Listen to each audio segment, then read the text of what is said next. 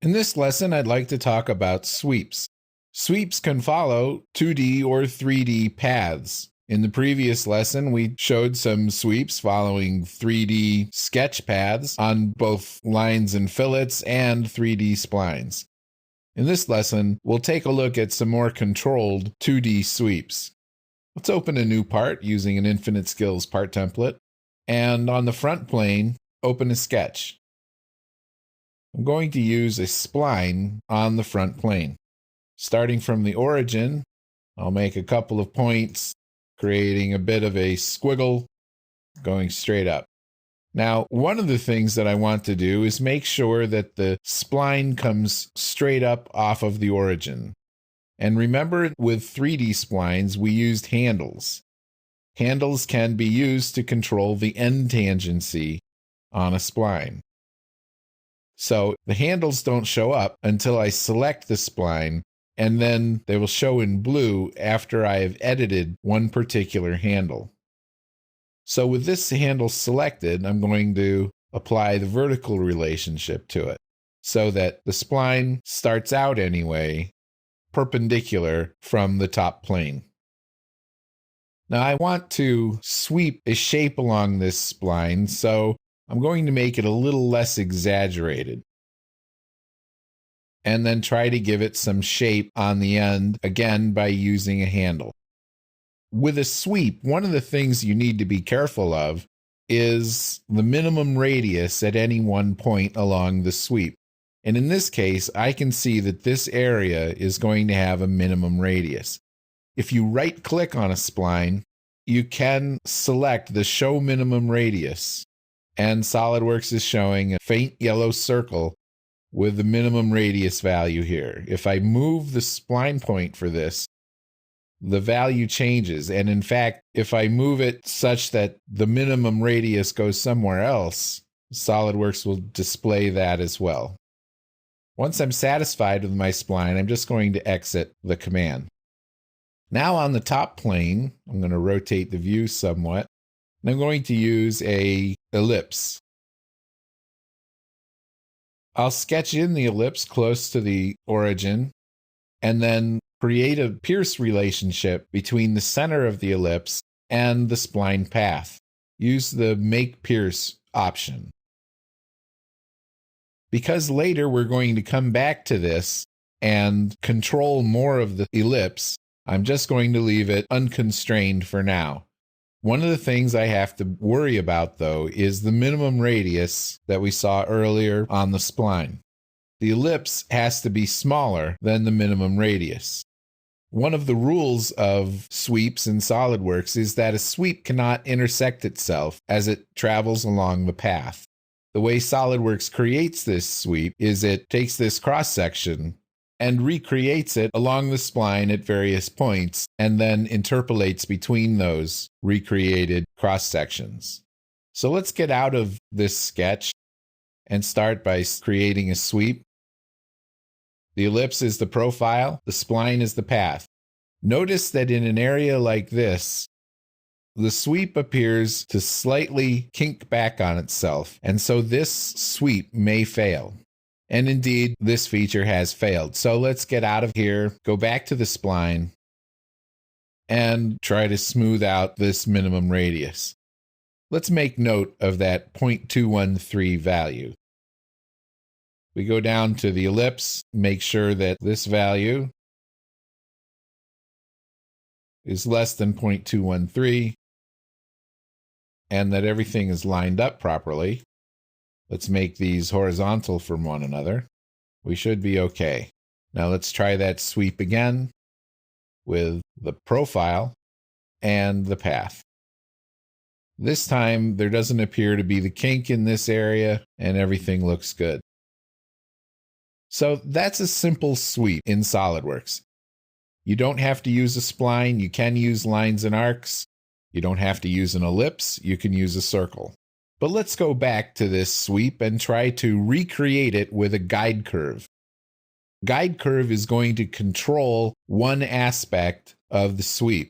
I'm going to open up another sketch on the front plane, and this time I'm going to try to use an arc as a guide curve. I'm going to start the arc from down near the origin and bring it up to about there.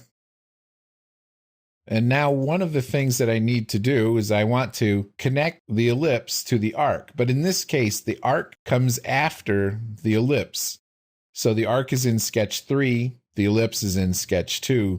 I need to flip the order of these. I'm just going to grab sketch 2 with the cursor in the feature manager and pull it down after sketch 3. When I get this backwards L arrow, I'll just drop it right there. And that reorders the sketches. Now, if I edit sketch 2, I can see sketch 3. I'm going to get rid of this dimension that we added, and that size of the ellipse is going to now be controlled by the arc that we're using now as a guide curve. So I'm going to select the point from the ellipse and the arc itself and make a pierce constraint between them. Now, you may say that, oh, this is going to cause a problem when it gets up here to the minimum radius. Well, it may, but we have some ways of dealing with that. So let's take a look and see what happens. The path is a bit of a squiggle, and the guide curve is a long flowing sweep. Let's see how this adds up to create a new feature. The guide curve selection box has to be expanded. And we'll pick this right here. Now we can see a couple of places where the sweep is kinking up on itself. And just to test it, let's see if we get this to fail. Yes, the feature could not be created because it would produce self-intersecting geometry. This is kind of a generic error, but what it usually means is that you've got a strange kind of a kink in here where you can see faces overlapping themselves in two places. So part of this is because when SOLIDWORKS creates a sweep and it moves the cross-section along the path, the cross-section remains perpendicular to the path. So as the path changes direction, let's see if we can demonstrate this here. As the path changes direction, you see that the cross-section is changing as well, and that's what causes the kinks in these areas. If we can run through both of them, you can kind of see how that works. So there is an option in the SOLIDWORKS sweep command that allows you to not just follow path, but keep the normal constant. So what this does is the normal, or the sweep profile, remains parallel to its initial orientation as it goes up. And you see that with the keep normal constant option set, those kinks have gone away. And so our new sweep looks like this. We've got the smooth arc on the top and the rather bulgy shape on the bottom. We could control this even more. If we just delete this sweep, let's go back. We want to add a shape to control what this feature looks like from the side. So I'll do that on the right plane, but I need to do that in such a way that the ellipse remains last. And so last time I reordered sketches. This time I'm just going to roll back the ellipse and create my new sketch on the right plane. And this time we'll make another arc. And we'll make it as such. Because an ellipse has degrees of freedom in both directions, unlike a circle, which only has a single degree of freedom, that being the radius, we should be able to get away with controlling the ellipse in this way. So with that guide curve established, let's now edit the ellipse, select the point on the ellipse, select the arc itself, and make a pierce relation. Notice that with this new relationship, the ellipse is fully defined. That means this is as far as we can take the addition of guide curves. Let's exit the sketch and recreate the sweep. The profile, the path, guide curves, 1 and 2. And now we need to set the option for keep normal constant. Okay, so now this feature has failed. But let's take a look at why. The reason this has failed is because we're trying to constrain the ellipse too much. We're trying to keep this point of the ellipse along this arc, while the center of the ellipse has to go along the spline. So there's no way to learn about how to do things like making a couple of mistakes. So let's go back and see what we can do about controlling the width of this ellipse with the arc. I'm going to start by deleting the pierce command. We need to control the position of this point on the ellipse without trying to control it up and down, because it will not move up and down. So here's how I'm going to do it. I'm going to use a sketch point inside the sketch. So that will be under Tools, Sketch Entities, Point. I'll just place the point anywhere in the sketch and then select it and Control Select the second guide curve.